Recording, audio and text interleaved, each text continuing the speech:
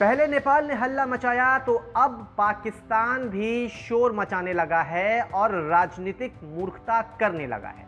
अपनी सेना की बोली बोलने वाले इमरान खान अब तक कश्मीर कश्मीर चिल्लाते थे, हर बार कश्मीर का राग अलापते थे, तो अब जाकर इमरान खान ने यह कह दिया कि गुजरात का एक इलाका भी पाकिस्तान के हिस्से में आता है। ठीक नेपाल की राह पर पाकिस्तान भी चलने लगा है। नेपाल की देखा देखी पाकिस्तान ने भी शोर मचाना शुरू किया और अब एक नया राजनीतिक नक्शा पाकिस्तान ने पेश किया है, जिसमें भारत के 3 इलाके को पाकिस्तान ने अपना बताया है।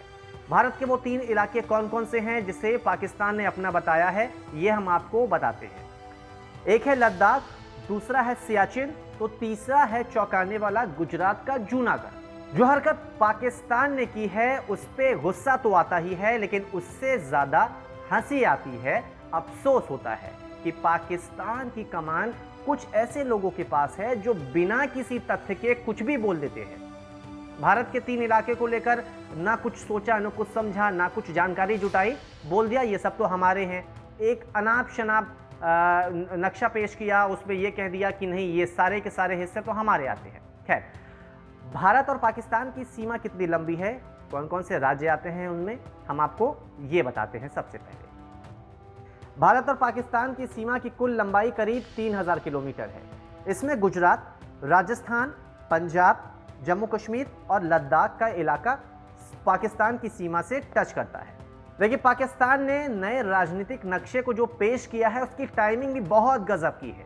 आज 5 अगस्त को एक और अयोध्या में राम जन्मभूमि के लिए भूमि पूजन हुआ, शिलान्यास वहां पर हुआ, तो उधर ठीक एक दिन पहले पाकिस्तान एक नया राग अलापने लगा। लेकिन राम जन्मभूमि से भी एक अहम कड़ी है जो इस टाइमिंग को लेकर सवाल खड़े कर रही है। 5 अगस्त 2019 को अनुच्छेद 370 कश्मीर से भारत सरकार ने हटाया था। अनुच्छेद 370 हटने के 1 साल होने पर पाक ने अब नया नक्शा जारी किया है। देखिए, आज 5 तारीख है, 5 अगस्त 2020, और ठीक 1 साल पहले यानी कि 5 अगस्त 2019 को भारत सरकार ने जम्मू कश्मीर से अनुच्छेद 370 को हटाया था। 5 अगस्त को जब ये 1 साल पूरा हो रहा है तो उससे ठीक एक दिन पहले यानी कि 4 अगस्त 2020 को पाकिस्तान ने नया राजनीतिक नक्शा पेश किया। कहीं ना कहीं 370 अनुच्छेद को जो जम्मू कश्मीर से हटाया गया था उसकी कीस पाकिस्तान में अब भी बरकरार है, वो हजम नहीं कर पा रहा है और शायद इसीलिए 1 साल होने से ठीक एक दिन पहले उसने ऐसी हरकत कर दी। खैर, बात यहां भी नहीं शुरू होती है।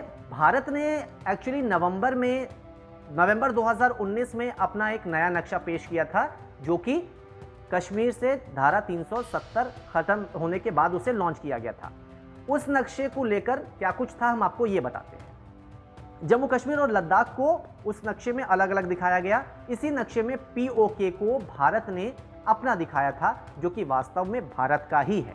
देखिए, इसी नक्शे को लेकर, जो नक्शा नवंबर 2019 में भारत सरकार ने जारी किया था, उसी नक्शे को लेकर नेपाल को भी कहीं ना कहीं परेशानी हो रही थी और अब पाकिस्तान की पेट में भी दर्द होने लगा है। इमरान खान भी अब परेशान होने लगे हैं। नया नक्शा लेकर आ गए कि भाई भारत के ये 3 इलाके यानी कि लद्दाख, सियाचिन और जूनागढ़ ये हमारे हैं। खैर, ये किसके इशारे पर हो रहा है, ये भी एक बड़ा सवाल है, क्योंकि नेपाल तो अब तक बहुत शांत चल रहा था। पाकिस्तान भी कहीं ना कहीं एयर स्ट्राइक के बाद चुप था, क्योंकि उसके मन में भी डर था कि ये नया भारत चुप तो रहता नहीं है, ये जवाब देगा।